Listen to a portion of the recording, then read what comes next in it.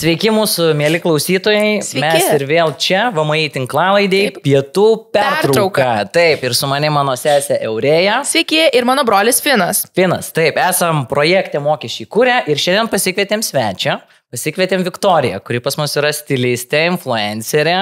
Aš tai taip gerą natą. Gerą pradžią pradėjai. Gerą pradžią, labai gerai. Ir kaip tu matai, pas mus yra labai kokybiškas stalas su daug maisto pasirinkimo. Nežinau, ar tau yra kažkiek nostalgijos apie tai.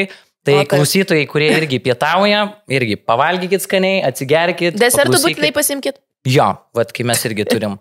Ar tau kažkuris iš šitų patiekalų, jeigu aš galiu vadinti patiekalais, kelia kažkokią nostalgiją iš mokyklos? Taip, mokyklos valgykla, vat šitos priešais mane bandelės. Tas Cinamoninės. Taip. Bet jis visada kietos būdavo, ar čia tik pas mane mokykloje. Nebūdavo niekad šviežios. Oi, dabar. Būtent cinamoninės. Dėl tekstūros neprisiminsiu. O šitą... Bet vaizdą jo prisimenu. O pizza šitą su dešrelėm ten su... Ne, pizza galiu ne mano laikai. A ne? Gal ne jau. Okay. Nes man prieš akis tai tik ta cinamoninė. Tas su šokoladu dabar valgau. Jo, šitą... O pizza mano sesės gal labiau čia laikai, nes aš jau baigiau mokyklą. Nu, pala, paskaičiuokime, man 3 dabar bus. Tai baigiau 19. Jo, tai prieš 12 metų. Jo. Nes pas mus buvo tokios apvalios pizzos. Jo, pas mus irgi turėjom, ne, pas mus pailgos. Pas jūs pailgos, Pas mus pailgos. Tai mes ir pradėsim, tada jau toliau nuo pradžių. Tai kaip tavo kelias influencerio pasaulį prasidėjo? Ar turėjai minčių iš karto, kad nori tuo gyventi, ar čia tiesiog viskas spontaniškai susidėjo? Tikrai, manau, kad spontaniškai, nes dabar atsekant viską atgal, tai aš visada man patiko daryti derinius, stilizuoti, bet čia viskas prasidėjo tiesiog ant savęs. Man patiko derinti, iš pradžių būdavo taip, kad viską noriu pavaryti vieną spalvą ir surasti vieną spalvą derinį ir tada aš įkelsiu į internetą ir man bus atrodo wow. Okay. Ir aš tiesiog pradėjau kelt ir gal tas labai neužsisuko tikrai iškart, nes ten aš net kokius 10 metų atgal aš to Instagramą pradėjau. Visus tos kelimus tiesiog. Jo. Ir... Kai dar viskas buvo dar... Ir dar jo sekamumas turbūt. Tai tiesiog ten nieko, ten buvo erdvė įkelti tai, kad tu, nežinau, veiki, valgai, kaip tu atrodai. Tiesiog, bet nieks dar turbūt net nežinojo, kad čia išsivystys iš to, kad tu iš to gali uždirbti pinigus. Jo. Tai aš tiesiog kėliau, nes man buvo fun ir man patiko rodyti savo drabužius, savo derinius. Ir po to gal viskas įsisuko taip, kad aš išėjau vieną realybės šou, aš gavau dėmesio, televizija tau duoda tam tikrą platformą, nuo ko atsispirti, aš nuo jos atsispyriau ir tada tiesiog pradėjau, net nepradėjau, o dariau tą patį. Aš kėliau tai, kas man gražu, kaip aš matau kūrybą, ką aš noriu perteikti ir kažkaip ta auditorija susirinko, jiems buvo įdomu. Ir viskas taip išsirituliavo ir tada atrodo, čia tas pasiūlė tą vienas per kitą, tada pabandžiau vesti renginius, nes aš pradėjau kaip stilistė, mes su mano draugu, kolega, sukūrėm tokį kaip prekinį ženklą Šaša, 2 stilistai. Ir... Šaša, taip, Šaša. Nes mano pavardė Šaulytė, o jisai Šatas. Mes tiesiog paėmėm. Geras. Aš labai panašiai. Nes visi sakydavo Šaša. Yra reikšmė, to prasme, žiūri, faina. Taip, tai mes ir darydavom ir kartu, ir atskirai. Tai aš nuo to projekto esu kiek atsitraukusi. Šaša yra, jis egzistuoja, bet ties juo dirba, Joringis, mano draugas. Okay. Tai aš panašiai sesę savo irgi tylau. Šaša, jinai per daug šneka. Tylėk. Jo, iš esmės. Šiaip, iš tikrųjų, kaip ir tu pati paminėjai, esi ne tik influencerė, bet kaip ir turėjai savo brandą iš dalies. Kaip prasidėjo šitas kelias į tavo verslą ir kaip atrodė tavo kasdienybė, kada turėjai verslą ir koks tai buvo jausmas? Šiaip prasidėjo tai labai jokingai, nes dabar gal norėtumėte išgirsti, kad pasakyčiau ten didžiausią planą, kaip mes sėdėjom, suplanavom, kaip čia pradėsim viską iš tiesų. Sėkmės formulė. Jokių formulių nebuvo. Mes su Joringiu susipažinom universitete, kartu studijavom, abiem patiko stilius, abiem patiko mada ir mes tiesiog kalbėjomės, išsikalbėjom, kad gal davai darom kažką, abiems patinka. Mūsų studijos ten realiai buvo ir apie viską, nes kūrybinės industrijos, tai buvo ir teksto, tos mados, ten ir kino, ir komunikacijos, žodžiu visko. Tai Kažkaip ėmėm, sakom, gal, nežinom, ar yra 2 stilistai, kaip komanda tokia. Gal darom tą prekinį ženklą. Ir mes realiai pradėjom tai nuo drabužių kūrimo, net ne nuo stilizavimo. Mes sukūrėm pirmąją savo suknelę ir su ją nuvarėm į Statkevičiaus šou. Man atrodo, jo. Aš ją buvau apsirengus, dabar aš galvoju, ta suknelė tokia vakarinė. Ir aš tam šau, biškai jokinga dabar atrodo, bet tada mums buvo, wow, čia pirmas kūrinys, čia išeisim, parodysim. Dar ne bet kokį šau. Ne, aš susimaišiau, nes Statkevičiaus šau į mamą apdovanojimus mes išėjom. Bet tai čia didelis. Taip, ir mes išvarėm su tą suknelę ir mūsų rakino antrankiais. Kaip duetą, ale. Aš galvoju. Aš netai ir mus pasadinu. Aš tokia ką. Jo, geras aktorius atrodo. Jo. Geras renginys buvo. Čia tikrai, čia turbūt gerai skambėtų štai laidoj su rakino, nes mokesčių nemokėjom. Ne, mes mokam mokesčius visus. Bet su rakino nes kaip duetas ir žodžiu, tada visi kaip čia kas čia tokie. Jo. Tai tai su mama apdovanojimais ir buvo tas pirmasis išėjimas. Ir tada, prasidėjo kaip ir kūrimas, ir to pačiu tas stilizavimas šalia, visą kitą, žodžiu, visi reikalai. Ir kažkaip viskas jie susuko, tokiu principu, kad pamatė, kažkas pakvietė. Ir realiai aš visada vadovaudavausi ir dabar stengiuosi vadovautis tuo principu, kad reikia eiti, reikia kalbėti, daryti, bendrauti. Ir definai, nesidėk namie ir nežiūrėk. Taip. Aš jam sakau, eiti socializuotis, jis manęs neklauso ir po to klauso, kodėl aš depresuoju. Aš turiu konkretų planą labai, man viskas tinka. Jis gal turi nusibraižęs tam. Taip, aš turiu nuseklumą, jo. Viskas gerai. Ok, Viktorija, o man įdomu, ar čia buvo jau kažkokia iš mokyklos ištakos, kaip tu irgi tuo užsivedei, nes tiek, sakai, stilistika, noras save parodyti, pristatyti. Ar čia mokykloje kažkur jau buvo tokie bruožai tavo stiprus? Buvo, aš manau, kad jie iš labai senai, nes aš mokykloje šiaip labai dalyvaudavau visoje mokyklos veikloje. Renginių organizavimai, teatras, šokiai. Aš 13 metų šokau pramoginių šokius. Tik šiaip visą laiką buvo sena, tik tai ta sena gal skirtingom platformom, nes Instagramas šiaip irgi sena yra tam tikra, kur mes visi kažką rodom. Prieš auditoriją visada patiko būt šiaip. Taip, tai visada tas buvo. Tai gal mano tas pirminis tikslas nebuvo stilistė ir stilizavimas, mano pirminis tikslas buvo vaidyba. Bet vis tiek sena. Jo, viskas tiek matching, man atrodo. Taip. Tai vis tiek, kai dabar esant irgi influencerė, kažkoks yra, turi būti bruožas, kaip nori išsiskirti, būti autentiškai. Tai kaip tu galvoji, tai kas čia tavo tas bruožas ir buvo? Ar čia ir buvo iš mokyklos vaidyba, tas stiprus, pateikti save, šarmas? Aš nežinau, aš manau, čia labai viskas keitėsi nuolatos, bet gal vis tiek tas pirminis toks atsimuša į tai, kaip aš noriu pateikti tas buvimas savim per savo prizmę ir tą platformą, ne platformą, per prizmę, nes, ten vieni daugiau ten, nežinau, kalba, ar ne, ar ten vlogina, ten visą savo dieną rodo, ne, kiti daugiau ten per vaizdą, tarkim, treti, nežinau, gal per rašymą. Tai pas mane susideda gal 2 tos dalis, vizualas, tas stiprus vizualo išjautimas ir tekstas, aš taip manau. Aš taip manau. Aš nežinau. Gerai manai, vis tiek. Manau, kad visi turi, bet vis tiek krenta į tai, kad, į tą buvimą per savo prizmę. Kaip tu jauti, kaip tu nori. Nes kai pradedi būti kaip visi ir kopija, tai tada, manau, ir tiesiog... Girdėjot? Va čia labai gerai pasakyta iš tikrųjų, svarbiausia nieko nekopijuoti. Taip, iš tiesų, nes kai įkrenti į tą vieną, tada tu tampi to vienu ir pats pasimeti, tada visi follow tą trendą ir tada... Taip, bet tuo metu toks būna tada toks neįdomu žiūrėti to pačio per tą patį. Taip. O, ir vėl tas, buvo.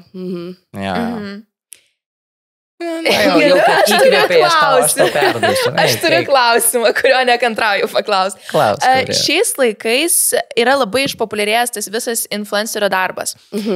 Ir ypač moksleiviai yra labai tuo susidomėję. Tačiau dar vis nėra tas standartas pakeistas šeimose, ypač tėvų nuomonė, kad dirbti influenceriu nėra darbas. Ir vaikai, kurie nori siekti tuo, kokį duotum patarimą galbūt ir tėvams, ir vaikams, kaip to siekti ir kaip nekreipti dėmesio į kitų kritiką?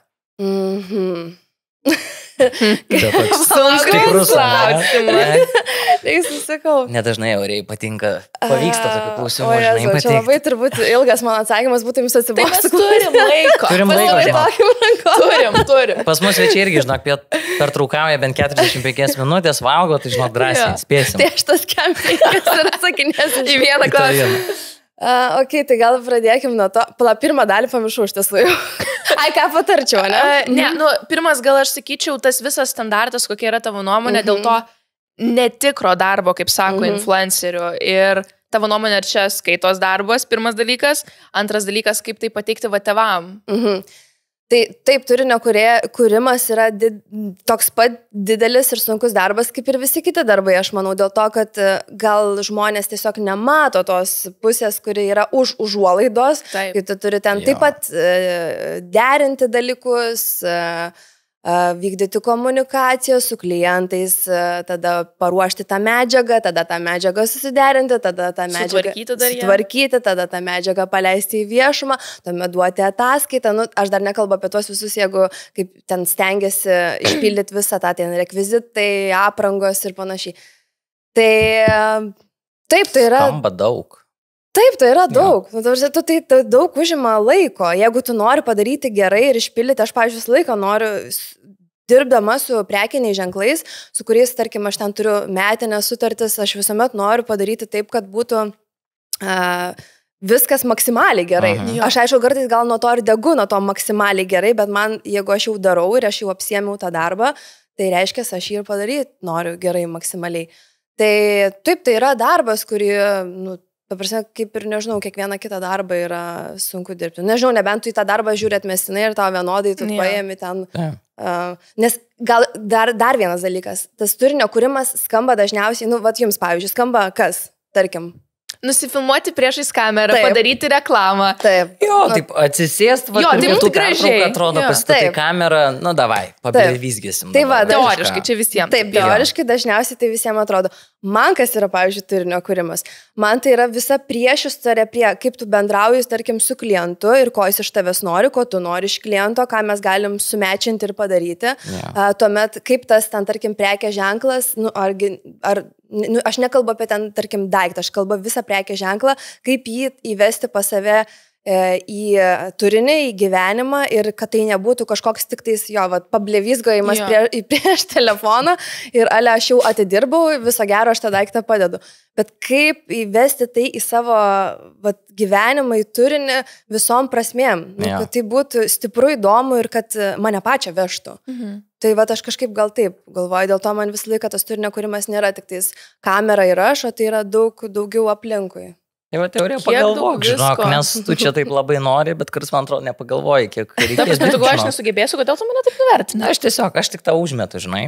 Gerai, o Viktorija, tada dėl psichologijos pačios, nes influencer darbas atrodo irgi, bet iš pažiūros lengvas, paprastas, o kaip su psichologija sutvarkyti, su lyginimuose, su žmonių kritika, kažkokiais komentarais, kaip sekas pačiai, nežinau, nuo to.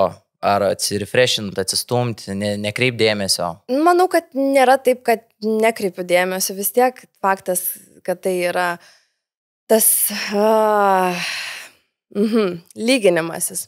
Man tai tokiam bangom užeina iš tikrųjų. Aš vienu momentu įkrentu į tą, kad o dieve, čia visko per mažai, nors turinio kūrimas nėra vienintelis mano darbas ir aš dar sakau, čia yra per mažai, čia turiu kažką daryti, dar spausia važiuot, o iš kitos pusės ta būna kita tokia mano era, kur sakau, viskas gerai su manim yra, viską gerai aš darau tiek, kiek man reikia, padarau savo darbus, viskas yra ramu ir okei. Tai aš manau, čia tokios bangos, bet tu turi pats su savim sudylinti ir suprasti, ko tu pats nori. Kaip ką ir prieš tai sakiau, kaip tu pats nori, ne kaip ten kažkas kitas ir ne kaip kažkas jau padarė ir tik atkartoti, bet kaip tu pats ir, bet čia jau eina vėl kiti dalykai, kur tu jau turi biški su savim su galva savo padirbti. Jo, bet siekėsi viešas asmuo, skaitai komentarus savo dažnai? Anksčiau skaitydavau, dabar tai nelabai po mane raštų komentarų. Nežinau. Bet šiaip daug susilaukiu, pavyzdžiui, kritikos Instagram'e.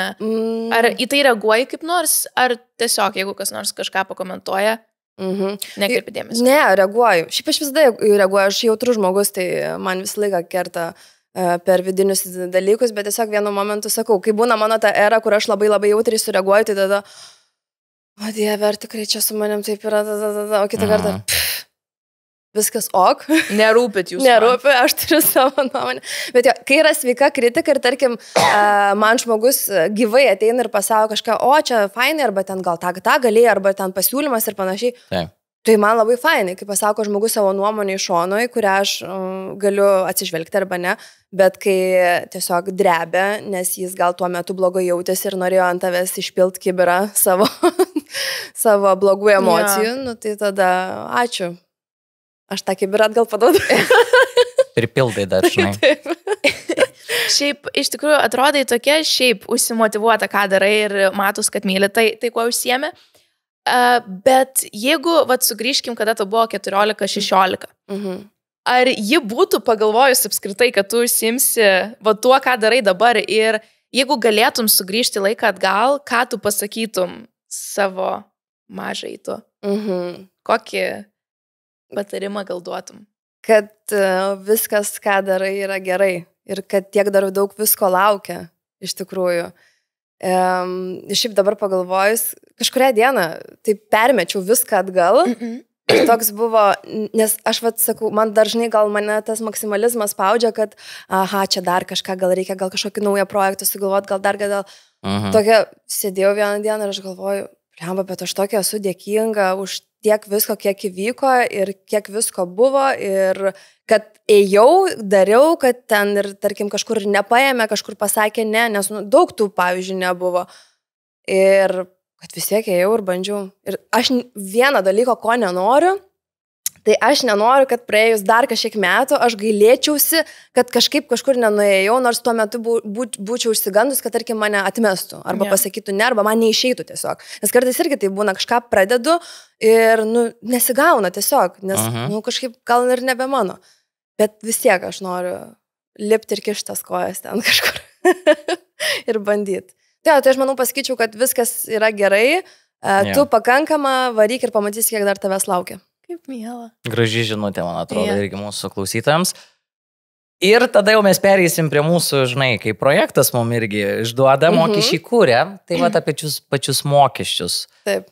Kaip tu pati tvarkaisi, kaip tau sekasi ir gal gali irgi gal tokį kaip paneigti mitą, ar influenceriai moka mokesčius šiaip ar ne, ir kaip tu su tuo gyveni? Taip, tai moka mokesčius. Pirmas atsakymas. Su mokesčiais tokie įdomus pas mane reikalai yra, nes aš realiai nelabai ką suprantu, kaip kas yra, bet aš visuomet esu už tai, kad reikia paskambinti, paklausti ir kad tau išaiškins arba tiesiog ieškotis pagalbos, kad tave nukreiptų arba pamokytų ten, kaip deklaruoti, kaip ką ir panašiai.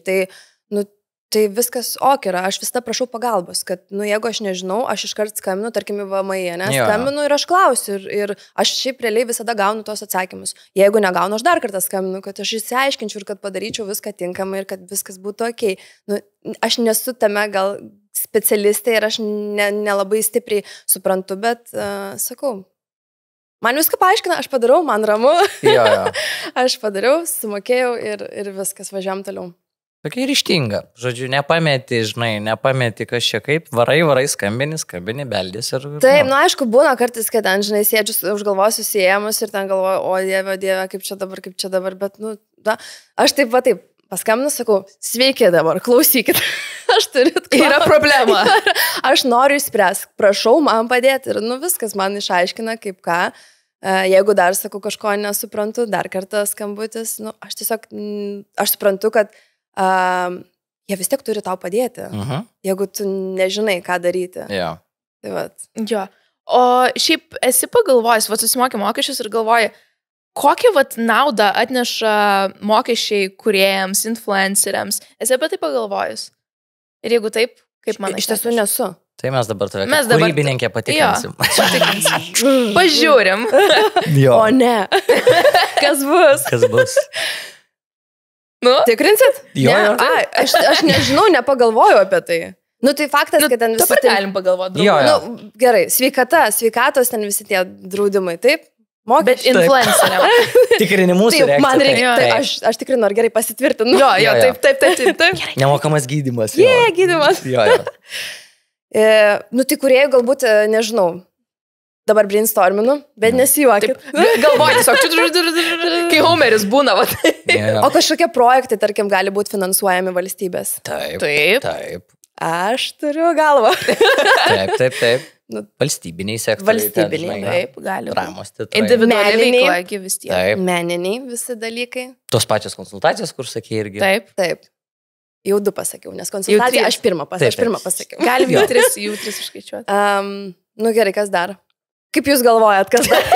Institucijos labai gerai dirba. Logika. Jo. Kai mokyto mokykloje, jeigu mes paklausė, tai kaip jūs galvojat? Taip. Dabar aš jūsų klausysiu klausimų. Jo, klausimas. Taip. Jo. Institucijos. Taip. Ne, varė. Taip. Policija kaip atlieka savo darbą. Policija, Taip. ligoninė, Taip. keliai, tiesus. Ugnegesiai. Ugniagesiai. Taip. Nu, va, jau turim 4, klausyk. Joga. Nu tai gerai, atrodo, kad tu kaip ir... Patikrinom. Jo. Kažką suprantu. Visgi. Jo. Kažką supranti, labai gerai. Na, Aurė, ar turi kažkokį dar klausimą? Na, šiaip iš tikrųjų turiu. Kalbant apie, sugrįžtant apie moksleivius, ar manai, ar šiaip tu, kada buvai mokykloje, atsimeni, ar buvo pakankamai šnekėta apskritai apie mokesčius, ar ką nors apskritai atsimeni ir ar manai, kad turėtų būti daugiau paaiškinta, padėta? Manau, Ir ar tai aš reikalinga? neatsimenu, kad kalbėtų mokykloje apie mokesčius. Seniau ypač turbūt. Nu, arba aš neatsimenu, nes aš neatsimenu. Bet man atrodo, kad nieko nebuvo kalbėta, bet aš manau, kad beprotiškai reiktų, bent minimalaus kažkokio švietimo, paaiškinimo, aiškiais, paprastai žodžiais, kaip ką daryti. Nu, vis tiek tu išėjai, nu aišku, vieni ten po mokyklos studijuoja, nestudijuoja, bet esmė vis tiek tu išeini truputėlį į pasaulį, aš kaip sakau, nes mokyklai tu esi tokiam savo burbulė, savo tokiai bendruomeniai, viskas atrodo, kad čia tik ir vyks tokia pasaka, man musiclas toks. Ir tada atsidaro duris ir tu išeini.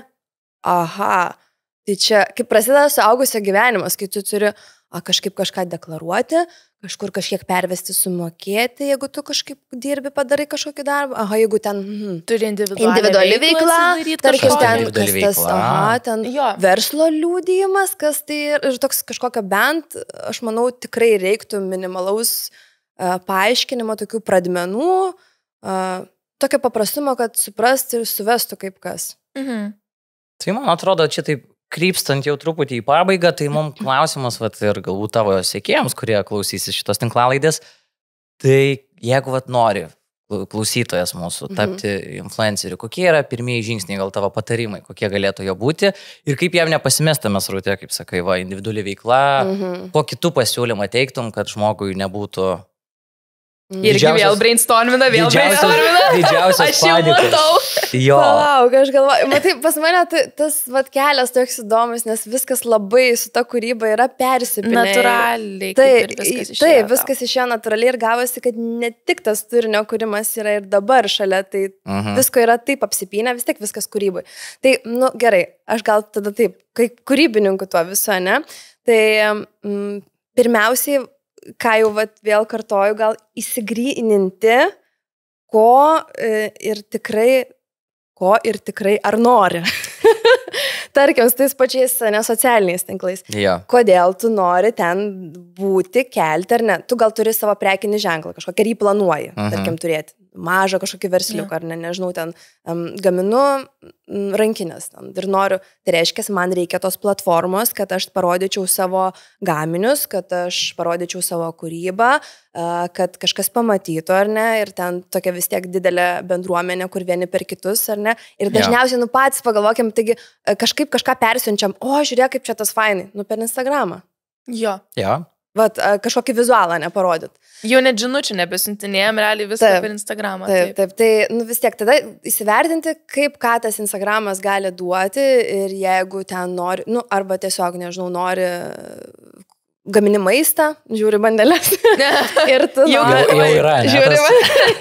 Jau tu žinau, galėsim. Ir tu nori tas bandelės parodyti. Nu vis tiek, ar ne? Tai irgi taip pat Instagramas yra ta viena iš pagrindinių platformų, kur tu keli rodai, gal ten savo gaminimo procesą ir panašiai. Ten tu siūni, tu savimo procesą.